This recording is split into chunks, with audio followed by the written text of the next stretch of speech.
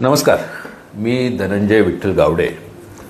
आज सर्वांसमोर यायचं कारण यासाठी आहे की महाराष्ट्र शासनाने नुसतंच एक राजपत्र प्रसिद्ध केलं आहे सूचना व जाहिरातीच्या अंतर्गत।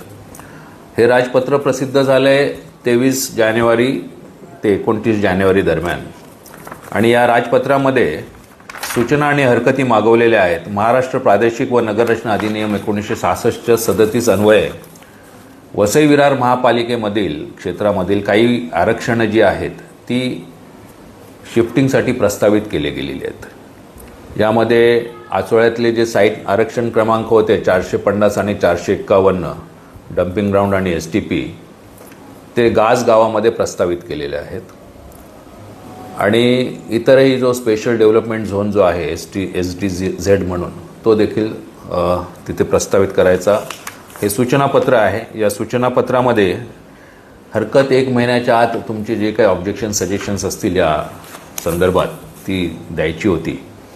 दुर्दैवाने आणि नेहमीप्रमाणे बिल्डर लॉबीची महापालिका असल्यामुळे आणि सध्या लोकनियुक्त लोकप्रतिनिधी कोणतेच नसल्यामुळे या प्रशासनाने सदरचं जे राजपत्र किंवा हे जे आहे सूचनापत्र हे लोकांपासून लपवून ठेवलं आहे।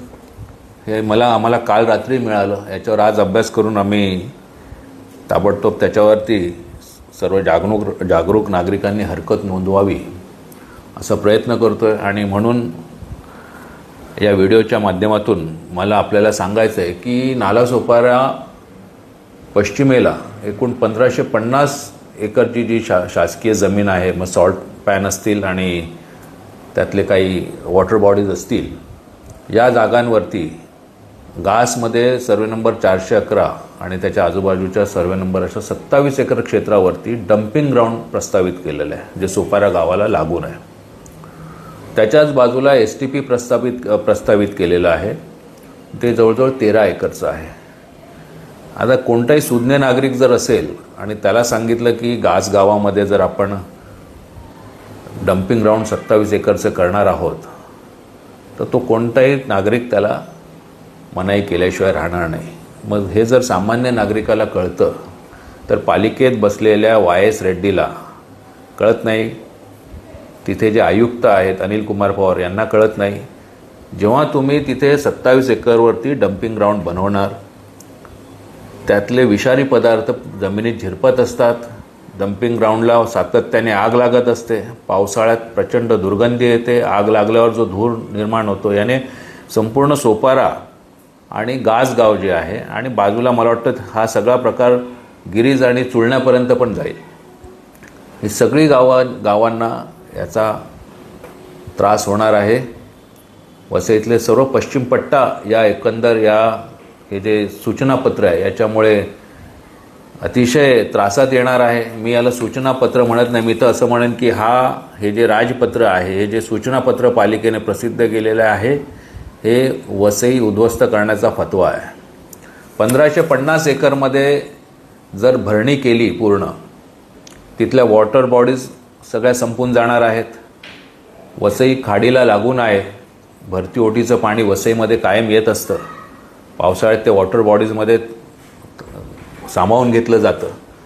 जर या 1550 एकरमध्ये भरणी झाली तर या ठिकाणी असलेलं पाणी जे आहे ते कुठे जाणार?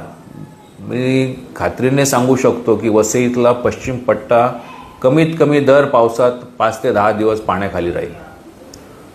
या असल्या तुगलकी राजपत्राला विरोध करण्यासाठी वसईतल्या सर्व सुज्ञ नागरिकांनी जे वसईवर प्रेम करतात, ज्यांना वसईचा जो हरित पट्टा टिकवायचा आहे, ज्यांची बांधिलकी या वसईशी आहे, त्यांनी 28 तारखेपर्यंत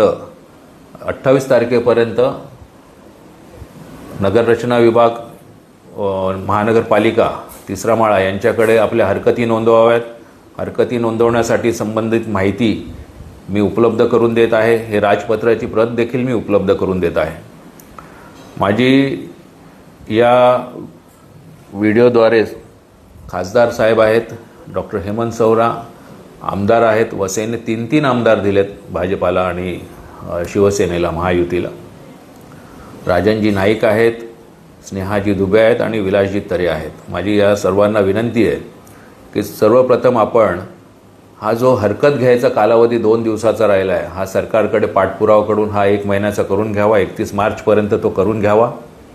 आणि या आरक्षणांना कसा विरोध करता येईल याच्यासाठी आपण स्वतः लीड करावं, अशी माझी आपल्याला विनंती आहे. ज्या वसईने आपल्याला आमदार म्हणून निवडून दिले त्या वसईचं ऋण फेडाल अशी मी अपेक्षा व्यक्त करतो आपल्याकडून. आणि सर्व वसईप्रेमी नागरिकांना माझी विनंती आहे की आपण या 2 दिवसात जेवढ्या जलद गतीने हरकती आपल्याला देता येतील त्या हरकती आपण पालिकेच्या एकतर पत्त्यावर पाठवाव्यात स्वतः त्या 2 दिवसात, किंवा आपण ती हरकत ईमेलद्वारा पण नोंदवू शकता. ही सर्व जी माहिती आहे मी आपल्याला या व्हिडिओमध्ये देत आहे. धन्यवाद.